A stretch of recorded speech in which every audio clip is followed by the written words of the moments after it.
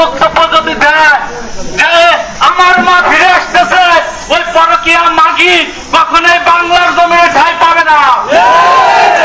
পরকীয়া যারা করে তাদের কোনো অস্তিত্ব থাকবে না। উর্জাবের কোনো পিঠ নাই। এই সমস্ত স্বৈরাচারের কোনো অস্তিত্ব বাংলার জমিনে রাখার মতো কোনো অবসর থাকবে না।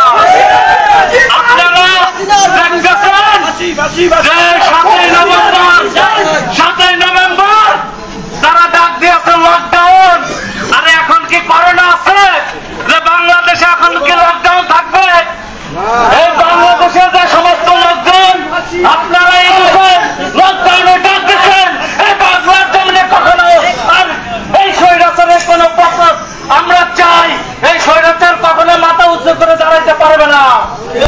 আমরা বিগত দিনে এই দেশে আমরা রাজপথে এই জাতীয়তাবাদী ছাত্রদল দিয়ে এই রাজপথ কাঁপিয়েছি, রাজপথে আছি, রাজপথে থাকবো। এই স্বৈরাচারকে মুক্ত করে আমরা ছাড়বো ইনশাল্লাহ। আপনারা দেখছেন এই 5 আগস্টে এই শেখ হাসিনা পালিয়েছে। এখন আবার নতুন করে দীর্ঘ 1.5 বছর পর আবার নতুন আমলিগ করে চলছে। নিষিদ্ধ আমলিগ এই বাংলার জমিনে কোনো ঠাঁই হবে না। বিগত দিন আমাদের সময় যে সমস্ত লোকজনকে হামলা মামলার ভয় দেখিয়েছেন, আমরা হামলা মামলাকে পরোয়া করি না, হামলা মামলাকে ভয় করি না।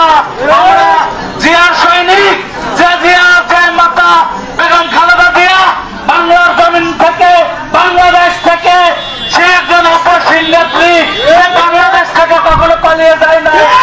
অনেকবার বলেছেন, অনেকবার সুযোগ দিয়েছেন, আপনি বাংলার জমিন থেকে বিদেশেরা পাড়ি দেন। বিদেশের সে কখনো বাড়ি গাড়ি করার জন্য কোন পরিকল্পনা করেন নাই।